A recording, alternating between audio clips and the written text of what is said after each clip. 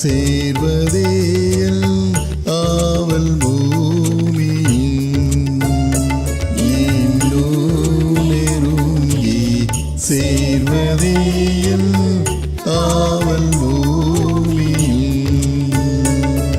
ஹல்லேலூயா. எவ்வளோ சோகமாக இருக்கிறாங்க. சந்தோஷமா இருக்கிறவங்களும் ஒரு ஹல்லேலூயா சொல்லுங்க பார்க்கலாம். ஹல்லேலூயா. இல்லை பிரதர், ஆண்டவர் ரொம்ப ரொம்ப நல்லா வச்சிருக்கிறாரு எங்களை, அதனால் ரொம்ப சந்தோஷமா இருக்கிறோம். ரெண்டு கையும் உயர்த்தி ஹல்லேலூயா சொல்லுங்க பார்க்கலாம். ஹல்லேலூயா. தேவன் நல்லவர். எத்தனை பேரோட வாழ்க்கையில் அவர் நல்லவராக இருக்கிறார்? இல்லை, நம்ம ஒவ்வொருத்தருடைய வாழ்க்கையில் அவர் நல்லவராக இருக்கிறார். ஒருவேளை நம்ம மோசமானவங்களாக இருந்தால் கூட அவர் நம்ம வாழ்க்கையில் எப்படிப்பட்டவராக இருக்கிறாரு? ரொம்ப நல்லவராகவே இருக்கிறார். ஒருவேளை ஒரு பெற்றோருக்கு விரோதமாக பிள்ளைங்க சில காரியங்களை செஞ்சுட்டாங்கன்னா சொல்லுவாங்க, பெற்றோர் உடனே என் கண்ணுலே முழிக்காதன்னு சொல்லுவாங்க. இப்போ ஃப்ரெண்ட்ஸுங்களுக்கெல்லாம் குள்ள ஏதாவது ஒரு பிரச்சனை வந்துருச்சுன்னா அவங்க என்ன பண்ணுவாங்க, உடனே பிரிஞ்சிருவாங்க. நீ எனக்கு விரோதமான காரியத்தை செஞ்சுட்டு இதோட என் கண்ணிலே முழிக்காத, நம்ம இனிமேல் உன்னை பார்க்கவே மாட்டான் அப்படின்னு சொல்லுவாங்க. ஆனால் சர்வத்தையும் ஆளுகிற தேவன் அப்படிப்பட்டவர் அல்ல. நம் மீது அன்பு செலுத்துகிற ஒரு தேவன். ஹல்லேலூயா. அவர் நம்மை நேசிக்கிறவர், நம் மீது அன்பு கூறுகிறவர். நீங்கள் எவ்வளவு பெரிய காரியங்களை செய்துட்டு வந்து இங்கே உட்கார்ந்தாலும் தன்னுடைய பிள்ளையாய் அவர் பார்க்கிறவர். ஆமென். ஒரு சின்ன பிள்ளை ஏதாவது ஒரு சின்ன ஒரு தவறு செஞ்சிச்சுன்னா உடனே என்ன பண்ணுவாங்க, அவங்க அம்மா அதை பொத்தி அப்படியே கொண்டு போவாங்க. தகப்பனுடைய கை அந்த மேலே பிள்ளை மேலே பற்றக்கூடாதுன்னு. அந்த மாதிரி அனுதினமும் நம்மளை பாதுகாக்கிற ஒரு தெய்வன், நமக்கு ஒத்தாசை பண்ணுகிறவர், நம்ம மேலே கரிசனையாக இருக்கிற தெய்வன். எத்தனை பேருக்கு புரியுது? அவர் என் மேலே கரிசனையாக இருந்திருக்கிறத நான் உணர்ந்திருக்கிறேன். அவர் என் மேலே அன்பாக இருக்கிற நான் உணர்ந்திருக்கிறேன். அவர் என்னை நேசிக்கிற நேசத்தை நான் உணர்ந்திருக்கிறேன். எல்லாரும் கைவிட்ட நேரத்தில், எல்லாரும் என்னை ஒரு விதமாய் பார்த்த நேரத்தில் அவருடைய கண்கள் மட்டும் என்னை வித்தியாசமாய் பார்த்திருக்கிறது. அவருடைய அன்பை நான் உணர்ந்திருக்கிறேன் பிரதர். அவர் எனக்கு பல நேரங்களில் உதவி செஞ்சிருக்கிறாரு அப்படின்னு விசுவாசிக்கிறவங்க மட்டும் கரங்களை தட்டி நன்றி செலுத்துங்க பார்க்கலாம். அவர் நமக்கு ஒத்தாசையை அனுப்புகிற தேவனாய் இருக்கிறது, நமக்கு உதவி செய்கிறவர். எல்லாரும் கைவிட்ட நேரத்தில், நம்ம எதிர்பார்த்த இடங்கள்ல இருந்தெல்லாம் உதவி வராத நேரத்தில் அவர் நமக்கு உதவி செய்கிறவராக இருக்கிறார். சிலர்லாம் சொல்லுவாங்கல்ல, எத்தனையோ இடத்துல தேடி பார்த்துட்டேன், எவ்வளோ பேரை தேடி பார்த்துட்டேன், யார் என்ன பண்ணல, எனக்கு உதவி செய்ய முன் வரல, என்னோட பெற்றோர்கள் எனக்கு உதவி செய்யலை, என் கூட பிறந்தவங்க எனக்கு உதவி செய்யலை, என் பிள்ளைகள் கூட எனக்கு உதவி செய்வதற்கு வரலை. ஆனால் எனக்கு ஒருத்தர் இருக்கிறாருங்க, அவர் எப்படியாவது ஒரு தூதனை அனுப்பி எனக்கு என்ன பண்றாரு, உதவி செய்ய தேவனா இருக்கிறார். என்னுடைய வாழ்க்கையில் அவர் போதுமானவராக இருந்து கொண்டு இருக்கிறார் அப்படின்னு சொல்லுகிற நிறைய இங்கே இருக்கிற ஒவ்வொருவராலையும் அதை சொல்ல முடியும். ஏன்னா நம்முடைய வாழ்க்கையில் அவ்வளவு பெரிய நன்மைகள் அவர் செய்திருக்கிறார். அவ்வளவு பெரிய போராட்டத்திலிருந்து நம்மளை விடுதலை செய்திருக்கிறார். கொரோனா நாட்கள் எல்லாம் நம்ம கடந்து போகிற நேரத்தில் யாருமே இல்லாத சூழ்நிலைகள்ல அதில் பாதிக்கப்பட்டவங்க எல்லாம் தெரியும். ஆஸ்பத்திரியில் போய் படுத்து கிடப்பாங்க, யாரும் போய் என்ன பண்ண முடியாது, பார்க்க முடியாது. எத்தனையோ கோடியா வச்சிருக்கிறவனுக்கு கூட ஒரு நம்பிக்கை கிடையாது, என் கூட யார் இருக்கிற, எனக்கு உதவி செய்வதற்கு யாருமே இல்லை. இவ்வளோ காரியங்களை இவ்வளோ பேருக்கு நான் உதவி செஞ்சிருக்கிறேன், இவ்வளவு காரியங்கள் அவங்களுக்கு செஞ்சிருக்கிறேன், என் பிள்ளைகளுக்கு இவ்வளோ சொத்துக்களை சேர்த்து வச்சிருக்கிறேன், ஆனா எனக்கு தவிச்ச வாய்க்கு தண்ணி கொடுக்கறதுக்கு ஒரு ஆள் கூட இல்லையேங்கிற அளவுக்கு மன கசப்போடு கூட நிறைய பேர் தன்னுடைய வாழ்க்கையை அப்படியே இழந்து போனவங்க நிறைய பேர் இருக்கிறாங்க. ஆனா நம்மளெல்லாம் மீட்டு எடுத்து கொண்டு வந்திருக்கிறார், நமக்கு போதுமானவராக இருந்திருக்கிறார். எத்தனை பேருக்கு கொரோனா வந்து அது நமக்கு தெரியாதபடியே அதை தூக்கி ஆண்டவர் எடுத்து போட்டாருன்னு தெரியல. கொரோனா வந்து கண்டுபிடிக்கப்பட்டிருந்தா கூட அவர் நமக்கு உதவி செய்கிற ஒரு தேவனாய், நமக்கு ஆதரிக்கிற ஒரு தேவனாய், நமக்கு போதுமானவராய், நம்ம பக்கத்துல இருந்து பயப்படாத மகனை நான் இருக்கிறேன்னு சொல்லி தேற்றுகிற ஒரு தேவனாய் இன்னைக்கு வரைக்கும் நம்மளை வழி நடத்தி கொண்டிருக்கிறார். ஹல்லேலூயா. எவ்வளவு பாடுகள் வந்தாலும், எவ்வளவு துன்பங்கள் வந்தாலும், எவ்வளவு துயரங்கள் வந்தாலும், எல்லாவற்றிலும் யார் மற்றவங்களுக்கெல்லாம் நம்பிக்கை இருக்குதோ இல்லையோ, நமக்கு ஒரு நம்பிக்கை இருக்குதுங்க. இயேசு என் வாழ்க்கையில போதுமானவராக இருக்கிறார். எத்தனை பேர் ஆமென் சொல்ல முடியும்? இல்லை, நமக்கு ஒரு நம்பிக்கை இருக்குது, என் வாழ்க்கையில இயேசு இருக்கிறார். உங்க வாழ்க்கையில இயேசு இருக்கிறாரா? இயேசு இருக்கிறாரா? இயேசு இருக்கிறாருன்னு சொல்றவங்க மட்டும் பக்கத்துல இருக்கவங்க ஒரு தட்டி சொல்லுங்க, இயேசு என் வாழ்க்கையில இருக்கிறாருன்னு சொல்லுங்க. நல்லா தான் தட்டி சொல்லுங்களேன். இல்லை, எங்களுக்கு எம்எல்ஏவை தெரியுமா? ரொம்ப சத்தமா சொல்லுவாங்க, ஏய் என்ன நினைச்சுக்கிட்டு இருக்கிற, எனக்கு அந்த எம்எல்ஏவை தெரியுமா அப்படின்வாங்க. அதை விட மேலானவர் நம்ம கூட இருக்கிறார். ஹல்லேலூயா. எல்லாவற்றிலும் மேலானவர் நம்ம கூட இருக்கிறார். உங்களுக்கு ஆதரவாய், உங்களுக்கு துணையாய்.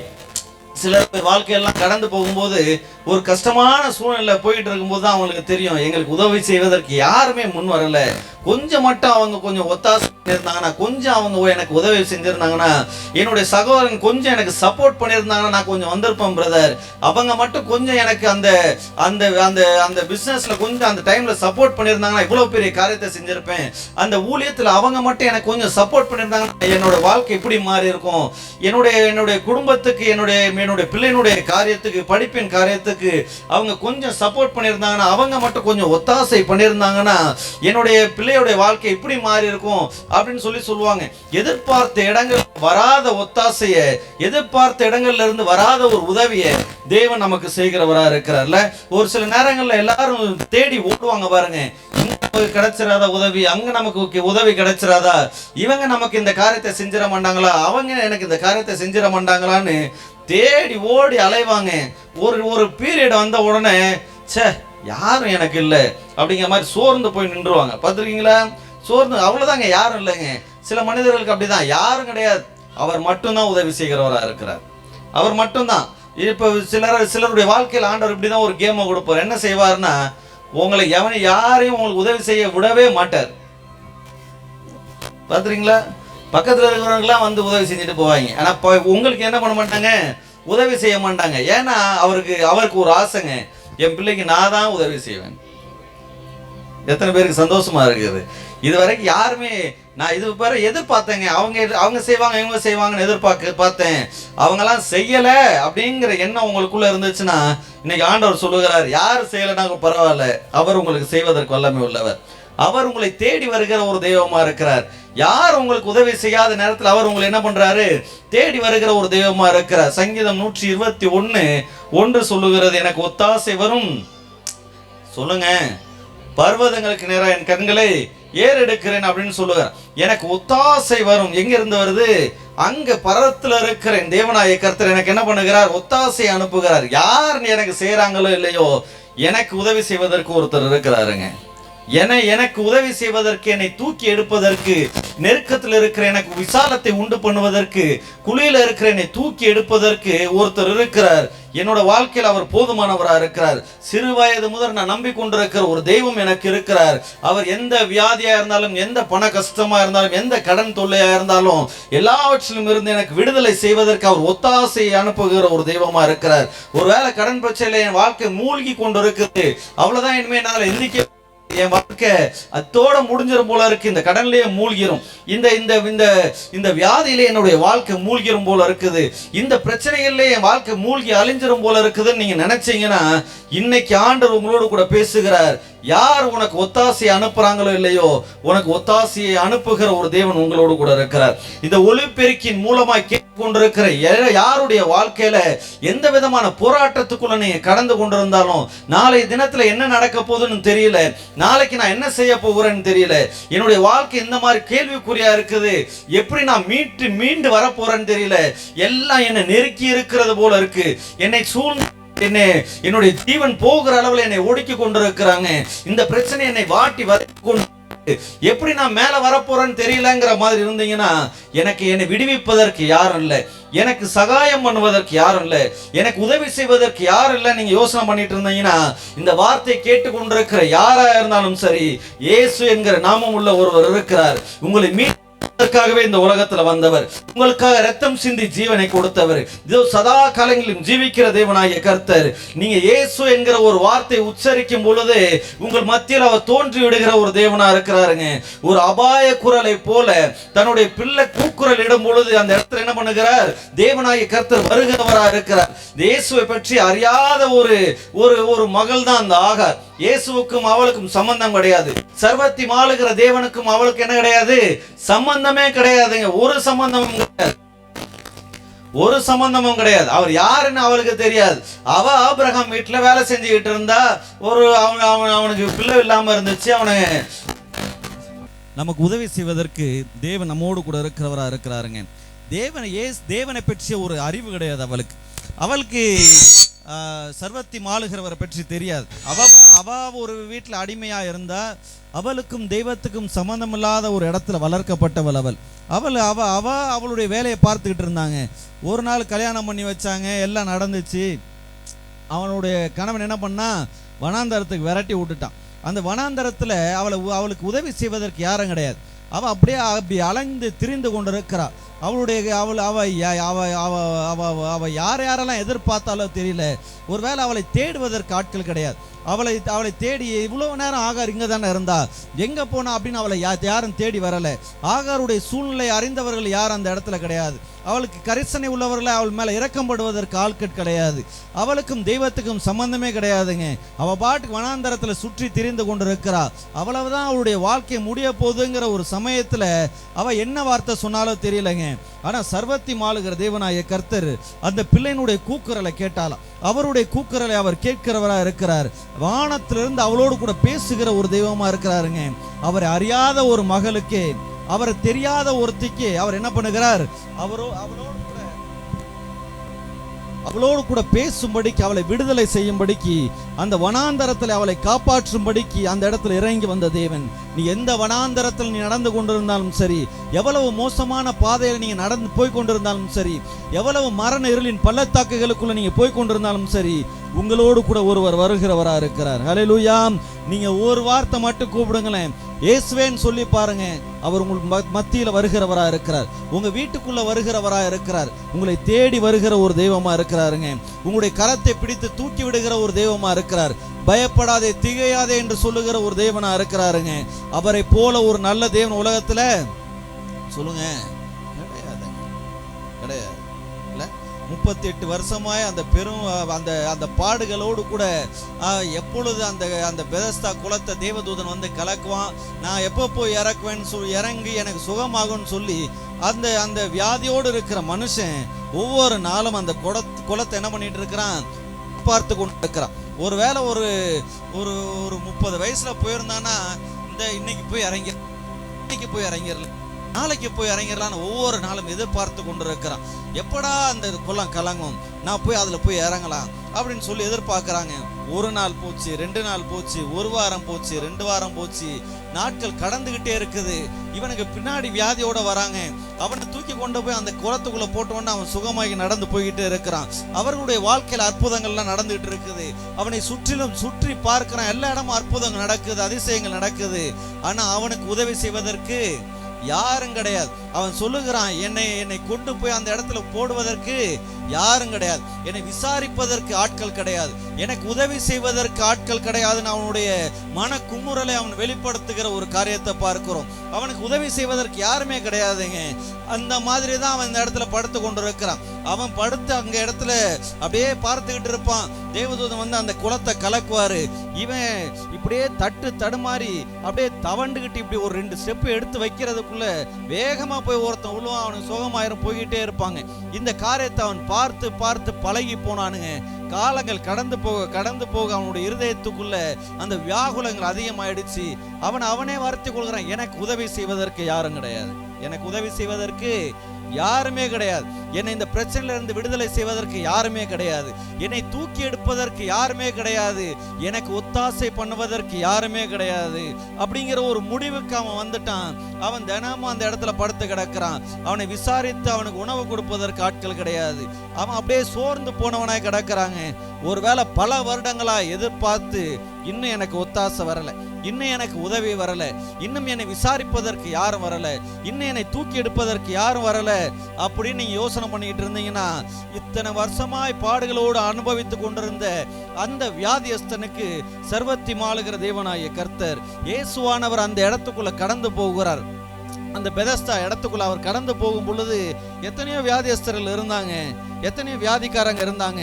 அவங்க கூடலாம் ஒருத்தங்க இந்த ஆஸ்பத்திரிக்கெல்லாம் போயிருக்கிறீங்களா இல்லையா?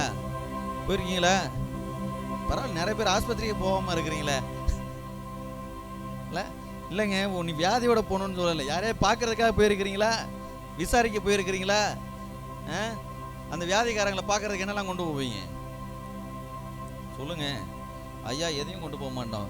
கையை வீசிக்கிட்டு இப்படியே போய் ஆண்டவர் சுகத்தை தர அப்படின்னு சொல்லிட்டு வந்துடுவோம். அப்படியா? இல்லை, பழங்கள்லாம் எடுத்துகிட்டு போவீங்களா இல்லையா? என்னெல்லாம் எடுத்துகிட்டு போவீங்க சொல்லுங்கம்மா? ஆப்பிள், சீத்தாப்பழமா, மாதுளை, இல்லை ஹார்லிக்ஸு, இந்த மாதிரிலாம் என்ன பண்ணுவோம், எடுத்துக்கிட்டு போய் பார்ப்போம். அவங்கள பார்த்து விசாரித்து கவலைப்படாதீங்க அப்படிலாம் சொல்லி அவங்க என்ன பண்ணுவோம், ஒரு ப்ரேயர்லாம் பண்ணி விட்டுட்டு வருவோம். இல்லை ஒரு வேளை சிலர்லாம் இருக்கிறாங்க நல்லா போய் விசாரிக்கிற மாதிரி விசாரிப்பாங்க. கேட்குதா எல்லாத்துக்கும்? நல்லா போவாங்க. அப்படியா பிரதர், இப்படி உங்களுக்கு வந்துருச்சு பிரதர், எவனுக்கு இல்லாமல் எப்படியா இருக்கிறான், உங்களுக்கு இப்படிலாம் வந்திருக்கக்கூடாது பிரதர் அப்படின்னு சொல்லி கடவுளை அவங்கள ஆசீர்வதிப்பார், உங்களை சுகப்படுத்திடுவார் பிரதர் அப்படின்னு அழுதெல்லாம் ஜோம் பண்ணிட்டு பின்னாடி வருவாங்க. இப்போ பார்த்துருக்கீங்களா இல்லையா? 3-4 பேரை போவாங்க, ரொம்ப கரிசனையாக ஜெயிப்பாங்க, கரிசனையாக பேசுவாங்க. இப்படி அந்த இடத்த விட்டு காலி பண்ணி வந்த உடனே நல்லா வேணும்டா அவனுக்கு. என்னங்க தெரியாத மாதிரியே இருக்கிறீங்களே, நல்லா வேணும், அவன் செஞ்சதுக்கு தான் அது வந்து சொல்லுவானா இல்லையா? சொல்லுவாங்க இல்லை? அப்போது இந்த மாதிரி கரிசனை உள்ள ஆட்கள்லாம் நம்ம மத்தியில் நிறைய பேர் இருக்கிறாங்க. இப்படியாய் உதவி செய்கிறவர்கள் ஏராளமானவர்களாக இருக்கிறாங்க. ஆனால் எங்கள் அப்பா ஒருத்தர் இருக்கிறாருங்க, அவர் உண்மையாகவே கரிசனை உள்ள தேவன்.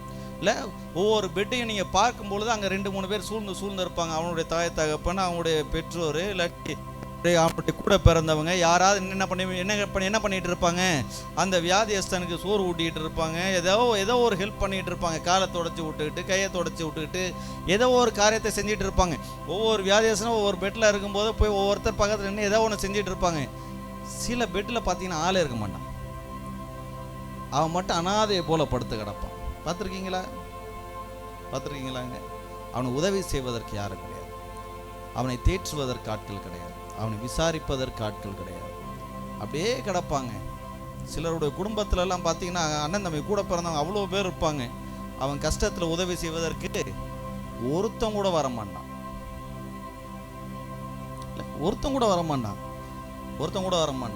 அவனை தூக்கி எடுப்பதற்கு ஒருத்தன் கூட வரமாட்டான். வேணும்னா ஏறவனை காலை இழுத்து விடுறதுக்கு வேணா ஆட்கள் இருக்கிறாங்க நம்ம ஊரில். இருக்கிறாங்களா இல்லையா? நிறையாவே இருப்பாங்க. கொஞ்சம் செழிப்பாக வர மாதிரி அப்படி கொஞ்சம் மேலே ஏறினீங்கன்னா என்ன பண்ணுவாங்க, காலை பிடிச்சி இழுத்து விடுறதுக்கு நிறைய பேர் இருக்கிறாங்க. ஆனால் பள்ளத்துக்குள்ளே கிடக்கிறவனை தூக்கி விடுறதுக்கு ஆட்கள் கிடையாது. அவன் தனிமையில் கிடக்கிறது போல கிடப்பான். அதை பார்க்கறதுக்கே நமக்கு எப்படி இருக்கும், பரிதாபமாக இருக்குங்க. இங்கே ஒரு வியாதியஸ்தன் அப்படி தான் என்ன பண்ணிட்டு இருக்கிறான், தனிமையில் கிடக்கிறான். அவனை விசாரிப்பதற்கு யாரும் கிடையாது. இயேசு எத்தனையோ பேர் இருக்கிறாங்க, எத்தனையோ வியாதியஸ்தர்கள் இருக்கிறாங்க. அந்த இடத்துக்குள்ளே கடந்து போகும்போது அங்கே ஒரு வியாதியோடு இருந்திருப்பான், அவனை சுற்றி ஒரு 4 பேர் இருந்திருப்பாங்க. இங்கே ஒருத்தன் ஒரு வியாதியோடு இருக்கான், அங்கே சுற்றி ஒரு 4 பேர் இருந்திருப்பாங்க. எல்லாம் விசாரிச்சுக்கிட்டு இருக்கிறாங்க, எல்லாம் அங்கங்கே ஒருத்தர் இருக்கிறாங்க. அவர் நேராக போனார். 38 வருஷமாக வியாதியோட ஒருத்தங்க படுத்து கிடக்கிறாங்க. அவனை விசாரிக்கிறதுக்கு யாரும் கிடையாது. அவனை சூழ்ந்த ஒருத்தனும் நிற்கலை, ஒன்றும் இல்லை, அவன் பாட்டு படுத்து கிடக்கிறான். நேராக அங்கே போனார், அவனை போய் பார்த்தார், அவனோடு கூட பேசுகிறார், அவனை கரிசனையோடு கவனிக்கிற ஒரு தெய்வமாக இருக்கிறார். இன்னைக்கு எந்த இடத்துல நீங்கள் உட்கார்ந்து இந்த வார்த்தையை கேட்டுக்கொண்டு இருந்தாலும் உங்கள் மேலே யார் கரிசனையோடு இருக்கிறாங்களோ இல்லையோ, யார் உங்களை விசாரிக்கிறாங்களோ இல்லையோ, இயேசு உங்களை விசாரிக்கிற ஒரு தெய்வமாக இருக்கிறாருங்க. இயேசு உங்களை விசாரிக்கிற ஒரு தெய்வனாக இருக்கிறார். பரத்தில் இருந்து உங்களுக்கு ஒத்தாசையை அனுப்புகிற ஒரு தெய்வனாக இருக்கிறார். 38 வருஷமாக படுத்து கிடக்கிறான். அவன் இயேசுவின் இடத்துல சொல்லுகிறான், ஆண்டவரே எனக்கு உதவி செய்வதற்கு யாரும் இல்லை. தேவதூதன் வந்து அந்த குளத்தை கலக்கிறான். நான் முந்தி போய் இறங்கலாம்னு நினைக்கிறேன், ஆனால் என்னை தூக்கிக்கிட்டு போகிறதுக்கு ஆட்கள் கிடையாது, எனக்கு உதவி செய்வதற்கு யாருமே கிடையாது. 38 வருஷமாக நான் எதிர்பார்க்குறேன், எனக்கு உதவி செய்வதற்கு ஒரு மனுஷன் கூட முன் வரலை. 38 வருஷமாக நான் எதிர்பார்க்குறேன், ஒருத்தன் கூட முன் வரலை எனக்கு உதவி செய்வதற்கு. ஒருவேளை இந்த கலக்கத்தோடு நீங்கள் இருந்தீங்கன்னா, இத்தனை வருஷமாக எனக்கு உதவி செய்வதற்கு யாருமே வரல, 15 வருஷமாக இந்த வியாதியோடு இருக்கிறேன், எனக்கு உதவி செய்வதற்கு யாரும் கிடையாது, இந்த பண கஷ்டத்தோடு நான் இருக்கிறேன், எனக்கு உதவி செய்வதற்கு யாருமே கிடையாது, இந்த போராட்டங்களோடு நான் இருக்கிறேன், எனக்கு உதவி செய்வதற்கு யாருமே கிடையாது. ஐயா, இப்படிப்பட்ட ஒரு மகா பெரிய ஒரு ஒரு ஒரு ஒரு மோசமான காரியத்திற்கு அடிமைப்பட்டவளாக இருக்கிறேன். இதில் இருந்து என்னை தூக்கி எடுப்பதற்கு யாருக்கும் பலன் கிடையாது, யாரும் முன் வரலை. என்கிட்ட இருக்கிற இந்த மோசமான பழக்கங்களை பார்த்து என்னை உதறி தள்ளுவதற்கு, உதாசீனப்படுத்துவதற்கு, என்னை கேவலமானவனாய் பார்ப்பதற்கு ஆட்கள் இருக்கிறாங்க. ஆனால் என்னுடைய இருதயத்தை அறிந்து என்னை விசாரிப்பதற்கு யாரும் வரல, எனக்கு உதவி செய்வதற்கு யாரும் இல்லை. உண்மைதான், நான் மோசமானவனாக தான் இருக்கிறேன், உண்மைதான், நான் மோசமான ஒரு ஆளாக தான் இருக்கிறேன். ஒருவேளை குடி போதையில் நான் அடிமைப்பட்ட ஒருவனாக இருக்கிறேன், ஒருவேளை போதை வஸ்துக்களில் நான் அடிமைப்பட்ட ஒரு மனுஷியாக இருக்கிறேன், இல்லைன்னா ஏதோ ஒரு காரியத்திற்கு அடிமைப்பட்டவன் போல நான் இருந்து கொண்டிருக்கிறேன். அதனால எல்லாரும் என்னை உதாசீனப்படுத்துறாங்க, என்னை கேவலமான கண்களோடு என்னை பார்க்கிறாங்க. பார்க்குறாங்க, என்னை பார்த்தாலே கேவலமாக பார்க்கறத போல பார்க்குறாங்க. என் வாழ்க்கையில் நான் கஷ்டத்தின் மேல் கஷ்டத்தை அனுபவிச்சுக்கிட்டே இருக்கிறதுனால எனக்கு ஒரு கேவலமான ஒரு ஜந்துவை பார்க்கறது போல பார்க்குறாங்களே தவிர என்னை விசாரிப்பதற்கு யாருமே இல்லை அப்படின்னு சொன்னீங்கன்னா, உங்களை விசாரிப்பதற்கு எல்லாவற்றிலும் மேலான ஒருத்தர் இருக்கிறாருங்க. நீங்கள் ஆசைப்பட்டீங்கன்னா போதும், உங்களை விசாரிப்பதற்கு அப்படியே இறங்கி வருகிற ஒரு தெய்வமாக இருக்கிறார். இங்கே 38 வருஷமாய் படுத்து கொண்டிருக்கிறவன்கிட்ட போய் ஆண்டவர் விசாரிக்கிறார், அவனை தூக்கி எடுக்கிறார். அவன் துள்ளி குதித்து நடந்து போகிற ஒரு பார்க்கிறோம். அவர் மேலான ஒரு தேவனுங்க, ஒரு தேவன். எத்தனை பேர் விசுவாசிக்கிறீங்க? உங்க வாழ்க்கையில் இன்னைக்கு அவர் கடந்து வர போகிறார். என்ன பிரச்சனையா இருக்கட்டுமே, என்ன போராட்டமா இருக்கட்டுமே, இன்னைக்கு உங்களுடைய வாழ்க்கையில அதிசயங்களை செய்ய போகிறார். அவர் உங்களை தேடி வந்திருக்கிற ஒரு தேவனா இருக்கிறார். அவர் உங்களுக்கு ஒத்தாசையை அனுப்புகிற ஒரு மகா பெரிய ஒரு தேவனா இருக்கிறாருங்க. யார் எனக்கு உதவி செய்வதற்கு முன் வரல. யோசபாத் என்கிற ஒரு ராஜா இருக்கிறான். அவன் வாழ்க்கையில மகா பெரிய ஒரு மோசமான ஒரு சூழ்நிலைகளுக்குள்ள அவன் கடந்து போய் கொண்டு இருக்கிறான். 2 நாளாகமத்தின் புஸ்தகம் 20வது அதிகாரத்தை எடுத்துக்கொள்ளுங்க. 2 நாளாகமம் 20 12வது வசனத்தை யாராவது ஒருத்தர் வாசிங்க பார்க்கலாம். எங்கள் தேவனே, அவர்களை நீர் நியாயம் தீர்க்க மாட்டீரோ? எங்களுக்கு விரோதமாய் வந்த இந்த ஏராளமான கூட்டத்திற்கு முன்பாக எங்களுக்கு பலன் இல்லை. எங்களுக்கு விரோதமாய் இருக்கிற இந்த காரியத்துக்கு முன்பாய் போராடுவதற்கு எங்களுக்கு என்ன இல்லை? பலன் இல்லை. எனக்கு இருக்கிற இந்த வியாதிக்கு நான் செலவு பண்ணி பார்ப்பதற்கு எனக்கு பலன் இல்லை. இந்த பிரச்சனையிலிருந்து மேலே வருவதற்கு எனக்கு பலன் இல்லை. என்னை தூக்கி விடுவதற்கும் யாருமே கிடையாது. இதை சமாளிப்பதற்கு எனக்கு பலன் இல்லை. இந்த போராட்டத்தை சமாளிப்பதற்கு எனக்கு பலன் இல்லை. இவர்களை சமாளிப்பதற்கு எனக்கு பலன் இல்லை என்று அவன் புலம்பி சொல்றான். அடுத்த வாசிங்க. நாங்கள் செய்ய வேண்டியது இன்னதென்று எங்களுக்கு தெரியவில்லை. நான் என்ன செய்யணும்னே தெரியல சுவாமி அப்படின்னு சொல்லி அவன் சொல்லுகிறான். நான் என்ன செய்யறது? நான் எப்படி இதுல இருந்து வெளியே வர போறேன்? இவ்வளவு போராட்டங்கள் சூழ்ந்து இருக்குதே, நான் என்ன செய்ய போறேன்னே எனக்கு தெரியல அப்படிங்கிற மாதிரி அவனுடைய சூழ்நிலை இருக்குது. இங்க எத்தனை பேர் அந்த சூழ்நிலையோடு இருக்கிறீங்கன்னு தெரியல. என்ன பண்றதுனே தெரியல பிரதர், எப்படி இதை சரி பண்றதுனே தெரியல. என் மகனோட என் மகளோட நானும் போராடி பார்க்குறேன். இன்னைக்கு சரியாயிருவான், நாளைக்கு சரியாயிருவான், இன்னைக்கு அவன் வாழ்க்கை செழிப்பாயிரும், நாளைக்கு வாழ்க்கை சரியாயிரும். எல்லா பிள்ளைகளும் நல்லா தான் இருக்கிறாங்க. இந்த ஒரு பிள்ளையினுடைய வாழ்க்கை மட்டும் இப்படி இருக்குது. என்ன செய்யறதுனே தெரியல. நிறைய பேரோட வாழ்க்கையில் அப்படிதான் ஒரு கேள்வி இருக்கு. என்ன செய்யறதுனே தெரியல. எல்லாத்தையும் செஞ்சு பார்த்துட்டேன், எல்லா காரியத்தையும் அவளுக்காக செஞ்சு அவனுக்காக செஞ்சு பார்த்துட்டேன்.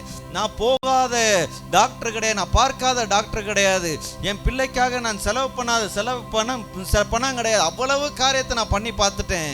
இன்னும் என்ன பண்ணல, ஒரு மாற்றம் வரல. என்ன செய்யறதுன்னு எனக்கு தெரியல. என்ன செய்யறதுன்னே தெரியல. எல்லா தொழிலையும் நான் செஞ்சு பார்த்துட்டேன். ஒவ்வொரு தொழிலும் நஷ்டம் தான் வருதே தவிர ஒன்றும் ஒரு லாபத்தை எடுக்க முடியல. என்ன பண்றதுன்னே தெரியல. என் தொழிலில் நான் எவ்வளவு பிரயாசப்படுறேன். 18 மணி நேரம் வேலை பார்க்குறேன், 20 மணி நேரம் வேலை பார்க்குறேன். ஆனால் ஒன்றும் என்ன பண்ண மாட்டேங்குது, பாக்கெட்டில் தங்க மாட்டேங்குது, பொத்தல் பையில போட்டது போல போய்கிட்டே இருக்குது. இன்னும் நான் என்னெல்லாமோ யுக்திகளெல்லாம் கடைபிடிச்சு பார்த்துட்டேன். எவ்வளவோ ஸ்மார்ட்டாக ஒர்க் பண்ணணும்னு நினச்சி பார்த்துட்டேன். என் கடையை இப்படியெல்லாம் மாற்றி பார்த்துட்டேன். ஆனால் இன்னும் ஒரு முன்னேற்றம் வர மாட்டேங்குது. என்ன பண்ணுறதுன்னு தெரியல. எல்லா பிள்ளைகளுக்கும் அதே டீச்சர் தான் பாடம் எடுக்கிறாங்க. என் பிள்ளைக்கும் அதே டீச்சர் தான் பாடம் எடுக்கிறாங்க. அதெல்லாம் நல்லா படிக்குது. என் பிள்ளை என்ன பண்ணுது, 1 டிஜிட்ல மார்க் வாங்கிக்கிட்டு இருக்குது பிரதர். நான் என்னென்னலாமோ டியூஷனை போட்டு பார்த்துட்டேன், எவ்வளவோ சொல்லி பார்த்துட்டேன், எவ்வளவோ அடித்து பார்த்துட்டேன். அதுக்கு படிப்பு என்ன பண்ண மாட்டேங்குது, ஏற மாட்டேங்குது. என்ன பண்ணுறதுன்னு தெரியல. என்னங்க பண்ணுறது தெரியல. என்ன பண்ணுறதுனே தெரியலங்க. அடுத்து சுவாசிங்க. ஆகையால் எங்கள் கண்கள் உண்மையே நோக்கி கொண்டிருக்கிறது. என்ன பண்ணுறதுனே தெரியலங்க. என் பிள்ளையை செழிக்க பண்ணுவதற்கு என்ன பண்ணுறதுனே தெரியல. என் வியாபாரம் மேலே எழும்பி வருவதற்கு என்ன பண்ணுறதுனே தெரியல.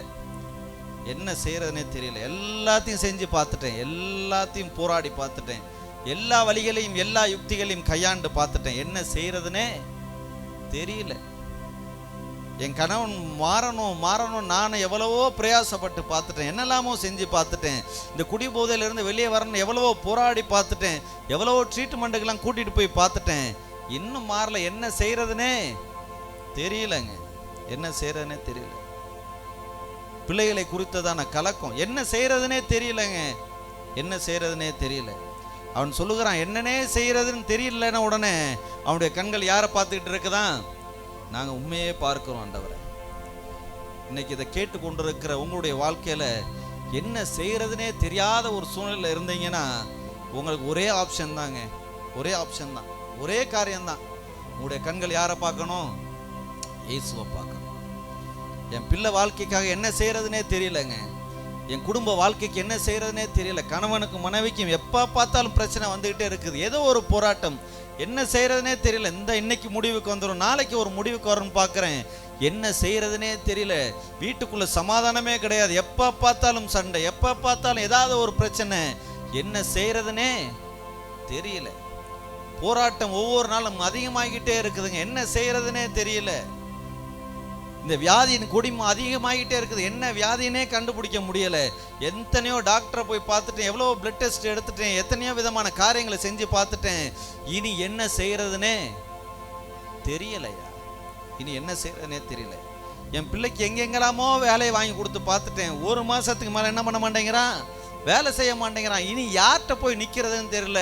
இவனுக்கு நான் என்ன செய்யறதுனே புரியல, என்ன செய்யறதுன்னு எனக்கு தெரியல, என்ன செய்யறதுனே தெரியலங்க, என்ன செய்யறதுனே தெரியல. ஒருவேளை இந்த நிலைமையோடு இங்கே யார் இருந்தாலும் உங்களுக்கு ஒரு ஆப்ஷன், இந்த யோசபாத் சொல்லுகிறது போல என்ன செய்யறதுனே தெரியாத நிலைமையில இருக்கிற உங்களுக்கு ஒரு ஒரு வழி இருக்குதுங்க.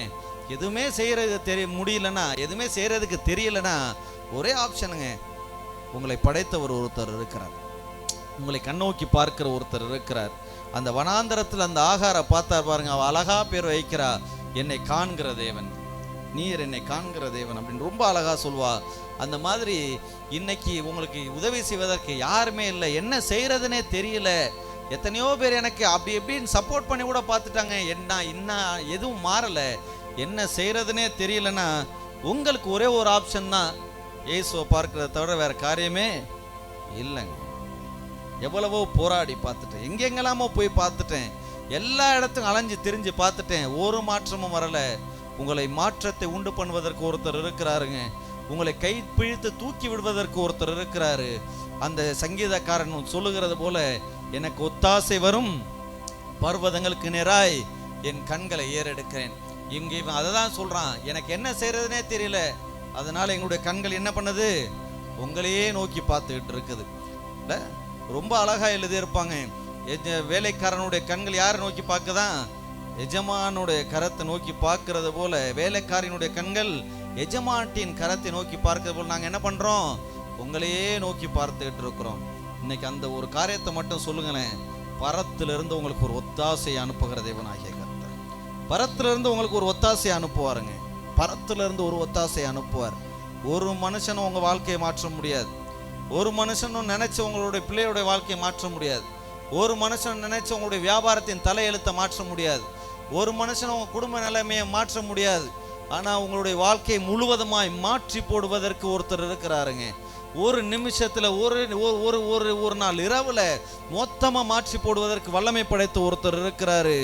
அவருடைய பெயர் இயேசு கிறிஸ்து. ஹல்லேலூயா. அவருடைய பெயர் இயேசு கிறிஸ்து. இதெல்லாம் நாங்களாம் ஒரு காலத்துல அப்படி இப்படிலாம் வாழ்ந்து இருந்து நாங்கள் கொஞ்ச நேரத்துக்கு முன்னாடி ஐயாவோட பேசிட்டு, அது அப்படிதான் ஒரு காலத்தில் எங்களுடைய முன்னோர்களும் ஒரு மாதிரி தான் இருந்தாங்க, எங்களுடைய காரியங்களும் அப்படிதான் ஒரு மாதிரி தான் இருந்துச்சு. ஒரு டைம்ல எங்களுக்கு தெரிஞ்சது என்ன பண்றதுன்னு எங்களுக்கு தெரியல, தெரியாத நேரத்துல என்ன பண்றதுன்னு தெரியாத நேரத்துல ஒரு காரியம் தெரிஞ்சது, எங்களை மாற்றுவதற்கு ஒருத்தர் இருக்கிறார், சூழ்நிலையை மாற்றுவதற்கு ஒருத்தர் இருக்கிறார், எங்களுடைய துக்கத்தை சந்தோஷமாய் மாற்றுவதற்கு ஒருத்தர் இருக்கிறார், எங்களுடைய கண்ணீரை மாற்றுவதற்கு ஒருத்தர் இருக்கிறார். எத்தனை பேர் விசுவாசிக்கிறீங்க? உங்களுடைய வாழ்க்கையை மாற்றத்தை கொண்டு வருவதற்கு ஒருத்தர் இருக்கிறார். ஹல்லேலூயா, ஹல்லேலூயா. அவர் மாற்றங்களை உண்டு பண்ணுகிற தேவனாகிய கர்த்தர். இந்த யோசபாத்தினுடைய வாழ்க்கையில அத்தனை ராஜாக்கள் ரொம்ப அழகா அந்த அதிகாரத்தை வாசிக்கும் போது அவன் அந்த ராஜாக்கள் பல ராஜாக்கள் சேர்ந்து அவனை அட்டாக் பண்றதுக்கு வருவாங்க. அவன் இடத்துல வந்து சொல்லுவாங்க, ஒரு திரளான கடற்கரை மணலை போல ஒரு திரளான கூட்டம் என்ன பண்ணுது, உங்களை அழிப்பதற்கு வந்துகிட்டு இருக்கிறாங்க அப்படின்னு சொல்லி அவன் இடத்துல வந்து சொல்லுவாங்க. அவன் உடனே உபவாசத்தை சொல்லி எல்லாரும் வந்து என்ன பண்ணுங்க, ஜெபம் பண்ணுங்க, ஆண்டவர் தான் நமக்கு என்ன பண்ணணும், ஏதாகிலும் ஒரு காரியத்தை செய்யணும், நம்மளால ஒண்ணுமே செய்ய முடியாதுன்னு அவன் அறிக்கை பண்ணுகிற ஒரு காரியத்தை நம்ம பார்க்கலாம். இன்னைக்கு உங்களால் எதுவுமே செய்ய முடியலையா, நீ போய் போராடாத. நீங்கள் போய் என்ன பண்ணாதீங்க, போராடாதீங்க. உங்களுக்கு காரியத்தை மாற்றுவதற்கு ஒருத்தர் இருக்கிறார். அவர் கையில் கொண்டு போய் கொடுத்துருங்க. அவர் எல்லாத்தையும் செய்து முடிப்பதற்கு வல்லமை உள்ளவராக இருக்கிறார். அவன் அவனால் ஒன்றும் முடியாது, அவன் ஒன்றுமே செய்ய முடியாது. ஆண்டவரே, நாங்கள் உம்முடைய கரத்தை நோக்கி பார்த்து கொண்டிருக்கிறோம், உண்மையே நாங்கள் நோக்கி பார்த்து கொண்டிருக்கிறோம் அப்படின்னு சொல்லி அவன் சொல்லுகிறத பார்க்கிறோம். அப்பொழுது எல்லாரும் வந்து உபவாசம் இருந்து ஜெபம் பண்ணுறாங்க. ஆண்டவரே, எங்களுடைய தேசத்தை என்ன பண்ணுங்க, காப்பாற்றுங்க, எங்களுடைய ஜனங்களை காப்பாற்றுங்க. இவ்வளவு திரளான கூட்டம் வந்து எங்கள் மேலே என்ன பண்ணுறாங்க, மோதி அடிக்கிறதுக்கு வராங்க, போர் செய்கிறதுக்கு வராங்க. இங்கே ஒரு 10 பேரை அடிக்கிறதுக்கு ஒரு 1000 பேர் வந்தால் எப்படி இருக்கும்? நாங்களாம் வல்லவர்கள் பிரதர். நாங்கள் ஒருத்தரை என்ன பண்ணுவோம், 100 பேரை.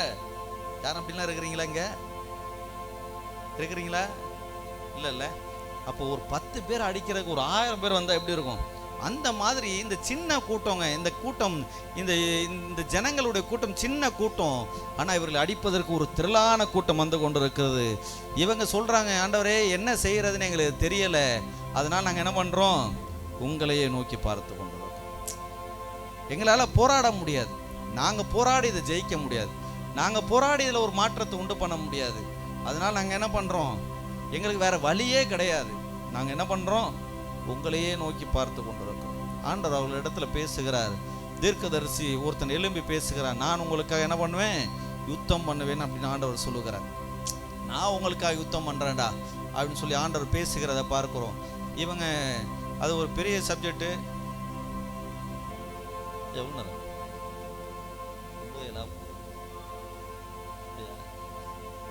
9 தான். அவதான் உங்களுக்கு எப்படி தோன்றுகிறது? 9 தான் ஆண்டுக்கிறது அப்படின்னு தோணுதா? 9 ஆயிடுச்சு அப்படின்னு இல்லை. அப்போ ஆண்டவர் சொல்றாரு, என்ன பண்ணுங்க, நான் உங்களுக்காக யுத்தத்தை செய்கிறேன், நீ பண்ணுறத பண்ணடா அப்படின்னு சொல்லிட்டார். இப்போ இவனுக்கு தெரியும் நம்மளால் ஒன்றும் செய்ய முடியாது, நான் என்ன செய்கிறதுனே தெரியாதுன்னு சொல்லிட்டான். ஃபஸ்ட்டே சொல்லிட்டான், நான் என்ன பண்ணுறதுனே எனக்கு தெரியாது, எல்லாம் நீங்கள் தான் பார்க்கணும் ஆண்டவரே அப்படின்னு சொல்லிட்டான். அப்போ ஆண்டவர் சொல்கிறார், நான் யுத்தத்தை பண்ணுறேன் அப்படின்னு சொல்லிட்டார். இப்போ இவங்க என்ன பண்ணுறாங்க, ஒரு என்னதான் இருந்தாலும் என்ன பண்ணுறது, ஒரு 1000 பேர் வராங்க, இல்லைன்னா 1,00,000 பேர் வந்தால் கூட நம்மகிட்ட இருக்கிற சேனை என்ன பண்ணணும், ரெடி பண்ணணும். நம்மகிட்ட ஒன்று இருக்குது, அதை வேறு வழி கிடையாது, ஏதோ தாக்கு பிடிக்கணுமே கொஞ்சமாவது. ரஷ்யா வந்து அட்டாக் பண்ணால் கூட இது குட்டி நாடு தான் இருந்தால் கூட என்ன பண்ணணும், ஏதோ தாக்கு பிடிக்கணுமே, கொஞ்சமாவது தாக்கு பிடிக்கணும் தானே, ஏதோ ஒன்று செய்யணுமே, அதுக்காக ஏதாவது ஒன்று செஞ்சு தான் ஆகணும். அப்போ இவங்க என்ன பண்ணுறாங்க, ஒரு ஒரு ஒரு ஒரு ஒரு சோல்ஜர்ஸ் எல்லாம் ரெடி பண்ணி அவங்க எல்லாம் அழகாக நிற்கிறாங்க. எதுக்கு, சண்டை போடுறதுக்கு ரெடியாக இருக்கிறாங்க. அங்கே ஒரு திரளான கூட்டம் வருது. இங்கே சோல்ஜர்ஸை ஒரு 10 பேரை வச்சுட்டு என்ன பண்ணுறாங்க, ரெடி ஆகிட்டு இருக்கிறாங்க. ரெடி ஆயாச்சுங்க. இந்த ராஜா சொல்கிறான், அப்படியே வந்து பார்க்குறான், ஏண்டா உன் கையில் இருக்கிற கத்தியை வச்சியோ உன்கிட்ட இருக்கிற கன்னை வச்சு என்ன பண்ண முடியாது, நம்ம ஜெயிக்க முடியாது. எத்தனை பேருக்கு புரியுது, என் பலத்தினால நான் ஜெயிக்க முடியாது? ஆமே, பக்கத்தில் இருக்கிற தட்டி சொல்லுங்கள், என் பலத்தினால ஜெயிக்க முடியாதுன்னு சொல்லுங்கள். நல்லா தான் சொல்லுங்களேன், என் பலத்தினால ஜெயிக்க முடியாது இல்லை. அப்படி இன்னொன்று சொல்லுங்கள், கர்த்தர் என்னை ஜெயிக்க பண்ணுவார். அல்லேலூயா. கர்த்தர் நம்மை ஜெயிக்க பண்ணுகிற தேவன். அப்போ இந்த அணியெல்லாம் உண்டாக்கிட்டார். அவ்வளோ பெரிய ஒரு கூட்டத்தை அடிக்கிறதுக்கு இங்கே கொஞ்சோண்டு ஒரு சின்ன கூட்டம், எல்லாம் அழகாக ஸ்மார்ட்டாக அந்த யூனிஃபார்ம்லாம் போட்டு சண்டை போடுறதுக்கு எல்லாம் ரெடி ஆகிட்டாங்க. எல்லாம் இங்கே நிற்கிறாங்க. நின்றுட்டு அதுக்கு முன்னாடி ஒரு ஒரு ஒரு டீமை ரெடி பண்ணுறாரு பாருங்கள். என்ன டீம் தெரியுமா? கொயர் டீமா. உங்கள் சர்ச்சில் கொயர் இருக்கா? இல்லையா? அதான் தெரியுது, நாளைக்கு பார்த்துக்கோம் சரியா? நம்ம எத்தனை வருஷம் இருக்கேன், நம்ம வந்து 5 வருஷம் 6 வருஷத்துக்கு மேலே ஆயிடுச்சு. அத்தனை வருஷம் ஆயிடுச்சு. இந்த கேப்பே இருக்காது. அது வேறு, அது பாடு கச்சா முச்சா இருந்த மாதிரி இருந்துச்சு. மிச்சாலாம் எங்கே போயிட்டாங்க? எங்கேயோ தெரியல பிரதர், ஏதோ வேலை வெட்டி இருக்கும் அவங்க இல்லை. சரி கவனிங்க. இப்போ ஒரு கொயரை என்ன பண்ணுறாரு, முன்னாடி நிறுத்துறான். அவங்க என்ன பண்ணுறாங்களாம், சண்டை போட போகிறவங்க முன்னாடி அவன் ஒரு கொயரை நுப்பாட்டி அங்கே அவன் சொல்லுகிறான், அங்கே ஒரு ஆலோசனை பண்ணி அந்த கொயர் என்ன பாடுறாங்களாம், அந்த 21வது வசனம், அந்த 2 நாளாகமம் 20:21 எழுதி இருக்குது, கர்த்தரை துதியுங்கள் அவர் கிருபை என்றும் உள்ளதென்று கர்த்தரை பாடவும் பாடகரை நிறுத்தினார்கள் அப்படின்னு எழுதியிருக்குது. புரியுதா உங்களுக்கு? இப்போ கொஞ்ச நாளைக்கு இப்போ ஏதோ ஒரு சண்டை வருதுன்னு நினச்சிக்கங்க. இல்லை, ஒரு வீட்டில் ஒரு 5 பேர் இருக்கிறீங்க, பக்கத்து வீட்டில் ஒரு 2-3 வீடு சேர்ந்து ஒரு 15 பேர் சேர்ந்து உங்களுக்கு சண்டைக்கு வராங்க. உடனே நீங்கள் எல்லாரும் மகிழ்வோம் மகிழ்வோம் எப்படி இருக்கும்? எப்படிங்க இருக்கும்? சொல்லுங்களேன். கர்த்தர் நல்லவர், அவர் கிருபை என்றும் உள்ளது அப்படின்னு பாடுங்க. பாடுவீங்களா? இங்கே ஒரு AK-47 வந்து ஒரு 10 பேர் நின்ட்டாங்க. ஏய், வாயை திறந்தா சுற்றுவேன். உடனே எத்தனை பேர் இருந்துச்சு? கர்த்தரை துதியுங்கள். எத்தனை பேரால பாட முடியும்? அப்படியே அவனே பாட சொன்னா கூட பப்பன்னு தவிர காற்றை தவிர என்ன வராது? பாட்டு வராதுங்க. ஆனால் இங்கே இவன் செட் பண்ணுறான் பாருங்க. ஒரு ஆர்மியை செட் பண்ணிட்டு முன்னாடி ஒரு டீமை செட் பண்ணுறான். அவங்க என்ன பண்ணுறாங்க? பாடணுமா? கர்த்தர் நல்லவர், அவரை துதியுங்கள்னு சொல்லி என்ன பண்ணிட்டு இருக்கணும்? அவங்கள பாடிக்கிட்டு போகணுங்க. ஒருவேளை நம்முடைய பக்கத்தில் இருக்கிற தேசத்துக்கு இப்போ ஒரு ஆர்மியை செட் பண்ணிட்டு முன்னாடி ஒரு ஒரு ஒரு ஒரு கொயரை செட் பண்ணி அவங்க ஜாலியாக பாடிக்கிட்டு போனாங்கன்னா உலகத்தில் இருக்கிறவன் நம்மளை பார்த்து என்ன நினைப்பான்? என்னங்க நினைப்பான்? சொல்லுங்களேன், சொல்லுங்க. சரியான லூசு பயல்வலாக இருப்பானுங்க போல. நினைப்பானா இல்லையாங்க? இல்லை, பயங்கர ஒரு கஷ்டமான ஒரு சூழ்நிலை நம்ம வீட்டுக்குள்ளே உண்டாயிடுச்சுங்க. கிச்சனில் உட்காந்து அக்கா மகிழ்வோம்னு அப்படி பாடிக்கிட்டே அந்த வறுத்துக்கிட்டு இருந்தேன்னு நினச்சேங்க. பக்கத்து வீட்டில் கேட்குது. அவன் என்ன நினைப்பான்? இதுக்கெல்லாம் கொஞ்சம் வருத்தம் இருக்குதா பார்த்தியா? சொல்ல முடியானா? இல்லை, பைத்தியக்காரனை பார்க்கறது போல சுற்றிலும் இருக்கிறவங்களாம் பார்த்துருக்கலாம். ஆனால் இவனுக்கு ஒன்று தெரியும். என் பலத்தினால் நான் என்ன பண்ண முடியாது? ஜெயிக்க முடியாது. என் பலத்தினால் நான் முன்னேறி விட முடியாது. எனக்கு ஒத்தாசை பண்ணுகிற ஒருத்தர் இருக்கிறாரு. அவர் அந்த இடத்துல இறங்கி வரணும். துதிகளின் மத்தியில் வாசம் பண்ணுகிற தேவனாகிய கர்த்தர் இறங்கி வரணும்னு அவன் என்ன பண்ணணும்? துதிக்கணுங்க. அவன் அழகா பாடகருக்குள்ள நுப்பாட்டுனா அந்த சோல்ஜருக்கு முன்னாடி அவங்க என்ன பண்ணிட்டு இருக்கிறாங்க? பாடி துதிச்சு போயிட்டு இருக்கிறாங்க. அவங்க அந்த அழகா எழுதியிருக்கும். அந்த இடத்துக்கு வந்தவுடனே அவங்க அந்த சாம கூடண்டையில் வந்து அப்படி எட்டி பார்த்தாங்களாம். அங்கே என்ன பண்ணியிருந்தாங்க? ஏற்கனவே எல்லா சோல்ஜர்ஸும் அவங்களுக்கு எதிராக வந்தவங்க எல்லாரும் என்ன பண்ணியிருந்தாங்க? அப்படி செத்து கிடந்தார்கள் என்று எழுதியிருக்கிறது. அவ்வளோ அந்த இடத்துல இருந்து கொள்ளை அடித்தாங்க. எத்தனை நாள் கொள்ளை அடித்தாங்க? 3 நாட்கள் அதில் இருந்ததெல்லாம் கொள்ளை அடித்தாங்களாம். அதை எடுத்துகிட்டு வர்றதுக்கே 3 நாள் ஆச்சாங்க. தேவன் அவர்களுக்கு யுத்தம் பண்ணுவேன்னு சொன்னது என்ன பண்ணார்? அப்படியே செய்து முடித்தார். எத்தனை பேர் விசுவாசிக்கிறீங்க? உங்கள் வாழ்க்கையில் அற்புதங்களையும் அதிசயங்களும் செய்வதற்கு அவர் வல்லமை உள்ளவர். உங்களுக்கு விரோதமாக எவ்வளவு பெரிய காரியங்கள், என்ன வியாதி இருந்தாலும், என்ன பிரச்சனைகள், என்ன போராட்டம் இருந்தாலும் உங்களுக்கு உதவி செய்யும்படிக்கு ஒருத்தர் இறங்கிட்டாருன்னா உங்களுக்கு முன்னாடி அது நிற்கவே முடியாதுங்க. அது எவ்வளவு பெரிய ஒரு காரியமாகட்டும், எவ்வளவு பெரிய காரியமாகட்டும், அது உங்களுக்கு முன்னாடி நிற்க முடியாது. தேவன் உங்களுக்கு சுகத்தை தருவதற்கு வல்லமை உள்ளவராக இருக்கிறார். உங்களுக்கு ஆரோக்கியத்தை உண்டு பண்ணுவதற்கு அவர் வல்லமை உள்ளவராக இருக்கிறார். உங்களை செழிக்க பண்ணுவதற்கு அவர் வல்லமை உள்ளவராக இருக்கிறார். உங்களுக்கு ஒத்தாசை அனுப்புகிற தேவனாகிய கர்த்தராக இருக்கிறார். எல்லாரும் எழுந்து நின்று ஆண்டவரை நோக்கி பார்க்க. இன்னைக்கு எவ்வளவு பெரிய போராட்டத்தில் இருந்தாலும் இதுக்கு மேல வழியே இல்லைண்ணே. இதுக்கு மேல வழியே கிடையாது. இதுக்கு மேல நான் என்ன செய்யறதுன்னு எனக்கே தெரியல, என்ன செய்ய போறேன்னு எனக்கே புரிய மாட்டேங்குது அப்படிங்கிற மாதிரி சூழ்நிலை இருந்தீங்கன்னா, என்னுடைய தொழில் செழிப்பதற்கு நான் என்ன செய்யணும்னு தெரியல, என் குடும்பம் முன்னேறுவதற்கு என்ன செய்யணும்னு எனக்கு தெரியல அப்படிங்கிற மாதிரி சூழ்நிலையில் இருந்தீங்கன்னா, இந்த கடன் பிரச்சனையிலிருந்து மேலே வருவதற்கு எங்கே போகிறது, என்ன செய்கிறதுன்னு எனக்கு தெரியலை, இந்த வியாதியிலிருந்து வெளியே வருவதற்கு என்ன செய்கிறதுனே தெரியல அப்படிங்கிற ஒரு காரியத்தோடு நீங்கள் இருந்தீங்கன்னா, ரொம்ப சிம்பிளுங்க. நீங்கள் ரொம்ப சிம்பிளாக ஒரு காரியத்தை சொல்ல போகிறோம். இயேசு என்கிற நாமத்தை உயர்த்த போகிறோம். அவர் இறங்கி வரப்போகிறார். இந்த யோசபாத் ராஜா செய்த அதே சீக்கிரட்டை நம்ம இப்போ செய்ய போகிறோம். ஆனால் அவர் இறங்கி வந்து நமக்கு காரியங்களை சாதிக்க போகிறார். அவர் இறங்கி வந்து காரியங்களை நமக்கு செய்ய போகிறார். கண்களை மூடி ஜெபம் பண்ணுங்க, பார்க்கலாம். உங்கள் வாழ்க்கையில் எதெல்லாம் மாறணும்னு நினைக்கிறீங்களோ, எந்த தரித்திரங்களெல்லாம் உங்களை விட்டு போகணும்னு நினைக்கிறீங்களோ, எந்த விதமான காரியங்களுக்காக இத்தனை வருஷமாக நான் ஜெபம் பண்ணி ஒன்றுமே நடக்கலை நினைக்கிறீங்களோ, அந்த காரியத்திற்காக ஜெபிக்க போகிறீங்க. ஆண்டவர் இன்னைக்கு ஒரு அற்புதத்தை ஆண்டவர் செய்ய போகிறார். இன்னைக்கு ஒரு அதிசயத்தை செய்ய போகிறார். உங்களுக்கு எந்த இடத்துல வியாதி இருந்தாலும் சரி, வியாதி இருக்கிற இடத்துல உங்களுடைய கரங்களை வைத்துக் கொள்ளுங்க. இல்லைன்னா இவங்களுடைய வாழ்க்கை மாறணும், அவங்களுடைய வாழ்க்கை மாறணும்னு நினைச்சீங்கன்னா அந்த காரியத்துக்காக உங்களுடைய மைண்ட்ல கொண்டு வந்துருங்க. அந்த காரியத்தை, என்னுடைய கணவனுடைய வாழ்க்கை மாறணும், என் பிள்ளையோட படிப்பு மாறணும், இல்லைன்னா கடன் பிரச்சனைகள் மாறணும், என்ன காரியம் இருக்கோ அதை சிந்தனையில கொண்டு வந்துருங்க. யார் யாருக்கெல்லாம் என்னென்ன அதிசயங்கள்லாம் நடக்கணும்னு நினைக்கிறீங்க அது எல்லாத்தையும் மண்டையில கொண்டு வந்துருங்க. எந்த இடத்துல இருந்தாலும் சரி, நீங்க எந்த வீட்டுக்குள்ள இருந்தாலும் சரி, இந்த ஒளிப்பெருக்கில எந்த மூலையில இருந்து நீங்க கேட்டுக்கொண்டு இருந்தாலும் சரி, இப்போ ஒரு காரியத்தை செய்ய போகிறோம். இயேசுவே அற்புதத்தை செய்யுங்கன்னு சொல்ல போறீங்க. ஆண்டவர் அப்படியே செய்ய போகிறார். அவர் யோசபாத்துக்கு மட்டும் செய்கிறவர் அல்ல, இல்லைன்னா அன்னைக்கு ஏதோ ஒரு 38 வருஷமா ஒருத்தன் கடந்தானா இல்லை அவனுக்கு மட்டும் செய்கிறவர் அல்ல, இன்றும் அவர் செய்கிறவரா இருக்கிறார். இன்றும் அதிசயங்களை செய்கிற ஒரு தேவனாகிய கர்த்தராக இருக்கிறார்.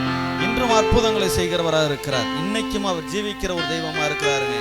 இன்னைக்கும் அவர் ஜீவிக்கிறவரா இருக்கிறார். நீங்க எங்க இருந்தாலும் சரி, வீட்டுக்குள்ள உட்கார்ந்துகிட்டு இருந்தாலும் சரி, இல்லைன்னா கிச்சன்ல ஏதோ ஒரு வேலையை பார்த்து கொண்டு இருந்தாலும் சரி, இப்போ உங்களுக்கு ஒரு மாற்றம் வேணும்னு நினைச்சீங்கன்னா ஒன்றும் இல்லைங்க, இயேசுவேன்னு சொல்லி கூட போறீங்க. அவர் உங்களுடைய வாழ்க்கையில் இறங்க போகிறார். அவர் மாற வேண்டியதை மாற்றி அனுப்ப போகிறார். எனக்கு விரோதமாக இவ்வளோ பேர் எழும்பி இருக்கிறாங்க, ஒன்றும் உங்களை அசைக்க கூட முடியாது. அவர் உங்கள் பட்சத்தில் இருக்கிறார். அவர் உங்கள் கூட இருக்கிறாருங்க. உங்கள் கூட அவர் இருக்கிறார். எந்தெந்த காரியத்துக்கெல்லாம் பயந்துகிட்டு இருக்கிறீங்களோ அந்த பயத்தை முழுவதுமாக அவர் எடுத்து போடுவதற்கு வல்லமை உள்ளவர். இப்படி நடந்துருச்சுன்னா என்ன பண்ணுறது, அப்படி நடந்துருச்சுன்னா என்ன பண்ணுறது? ஒரு பயம் எப்போ பார்த்தாலும் என் இருதயத்துக்குள்ளே இருந்துக்கிட்டே இருக்குது. ஒரு பயம் எப்போ பார்த்தாலும் என் இருதயத்துக்குள்ளே இருந்துக்கிட்டே இருக்குது. அப்படி பயப்படுகிற ஆள் யாராக இருந்தாலும் சரி, இருதயத்தில் கையை வச்சுக்கங்க. உங்கள் பயத்தை இன்னைக்கு அவர் எடுத்து போடுவார். அவர் எடுத்து போடுவார். நீங்கள் பயப்படுற மாதிரிலாம் அது நடக்காதுமா. நீங்கள் பயப்படுற மாதிரிலாம் அது நடப்பதற்கு ஆண்டவர் விட மாட்டார்.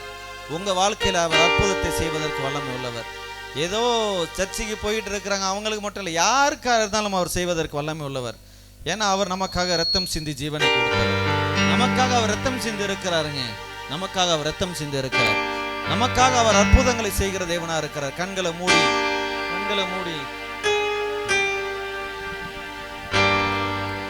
அப்படியே கண்களை மூடி, அப்பா நீங்க எங்க வாழ்க்கையில வந்திருக்கிறீங்க. கண்களை மூடி எல்லாரும் வாய்களை திறந்து, நீங்க எங்கள் வாழ்க்கையில நீங்க வந்தா போதும், நீங்க மாத்திரம் வந்தா போதும். உம்மை உயர்த்த உம்மை துதிக்க போகிறோம் சுவாமி. உம்மை மாத்திரம் நாங்கள் துதிக்க போகிறோம். இப்ப துதிக்கிற வேலையிலே கர்த்தர் அற்புதங்களையும் அதிசயங்களையும் செய்ய போகிறார். எல்லாரும் கண்களை மூடி அப்படியே வலது கரத்தை உயர்த்துங்க பார்ப்போம். வாழ்க்கையில் கசப்புகள் கலந்திட்டாலோ பாசமுள்ள ஒரு இயேசு கூட வருவார். வாழ்க்கையில் கசப்புகள் கலந்திட்டாலோ பாசமுள்ள ஒரு இயேசு கூட வரும். சொல்லுவாங்க உண்மையா? வாழ்க்கையில் கசப்புகள் கலந்திட்டாலோ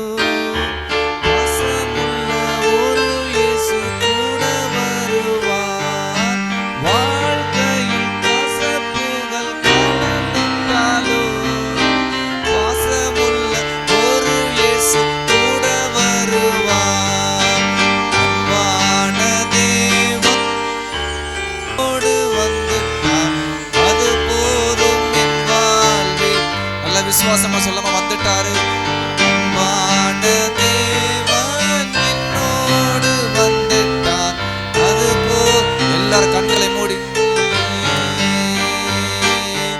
அன்பான தேவன் என்னோடு வந்துட்டார். அது போதும் என் வாழ்விலே. அன்பான தேவன் என்னோடு வந்துட்டார். அது போதும் என் வாழ்வில். கரங்களை வாழ்க்கையில் கசப்புகள் கலந்திட்டாலும்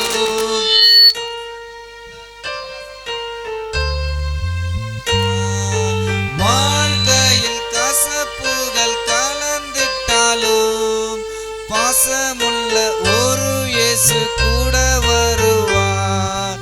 அன்பான தேவன் உண்மையா சொல்றாங்க. உண்மையா உள்ளான இருதயத்திலிருந்து அன்பான தேவன் என்னோடு வருவார். அது போதும் என் வாழ்விலே. அன்பான தேவன் போதும் என் வாழ்விலே. என் ஏக்கமெல்லாம் என் தேவன் தீர்ப்பார், சந்தோஷம் நான் காணுவேன். நம்பிக்கையா சொல்லாமா? ஏக்கமெல்லாம் என் தேவன் தீர்ப்பார், சந்தோஷம் நான் காணுவேன். ஏக்கமெல்லாம் உண்மையா சொல்லுங்க பாப்போம், உண்மையா சொல்லுங்க பாப்போம். வேற எதையும் நீங்க பார்க்க வேண்டாம், எதையும் பார்க்க வேண்டாம். இப்ப துதிக்க துதிக்க துதிக்க தேவ மகிமை இந்த இடத்துல அப்படியே அளவுக்கெல்லாம் அளவில்லாம இறங்க போகுது. உண்மையா உண்மையா சந்தோஷம் நான் காணுவேன். இயேசப்பா இந்த இடத்துல உலாவி கொண்டிருக்கிறார். ஏக்கமெல்லாம் ஒவ்வொரு இதயங்களை பார்க்கிறார். உண்மையா அவரை துதிக்கும் போது, உண்மையா அவரை கூப்பிடும் போது பக்கத்துல வந்து இறங்கி உங்களுக்கு என்னெல்லாம் செய்யணும் சந்தோஷம் விசுவாசமா பல்லமா. என் ஏக்கமெல்லாம் என் தேவன் தீர்ப்பார், சந்தோஷம் நான் காணுவேன். என் தேவன் தீர்ப்பார், சந்தோஷம் நான் காணும். அப்படியே கரங்களை உயர்த்தி சொல்லமா. தேவா நான் எதினால் விசேஷித்தவர், ராஜா நான் அதை தினம் யோசிப்பவர்.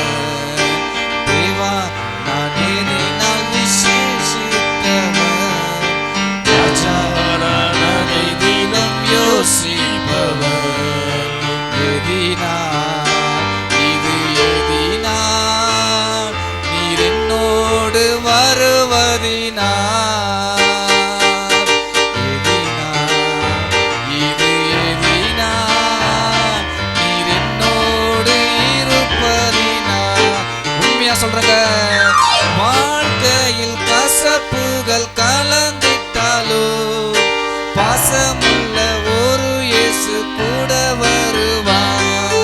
வாழ்க்கையில் கசப்புகள் கலந்திட்டாலோ பாசமுள்ள ஒரு இயேசு கூட வருவான்.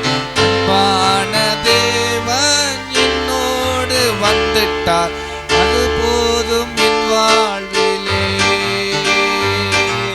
அன்பான தேவன் என்னோடு வந்துட்டார், அது போதும் என் வாழ்விலே. அப்படியே கரங்களை தட்டி உற்சாகமா பாடலாமா? அன்பான தேவன் என்னோடு வந்துட்டார், அது போதும் என் வாழ்விலே. அன்பான தேவன் என்னோடு வந்துட்டார், அது போதும் என் வாழ்வில். உண்மையா சொல்றாங்க. அன்பான தேவன் என்னோடு வந்துட்டார், அது போதும் என் வாழ்விலே. அன்பான தேவன் என்னோடு வந்துட்டார், அது போதும் என்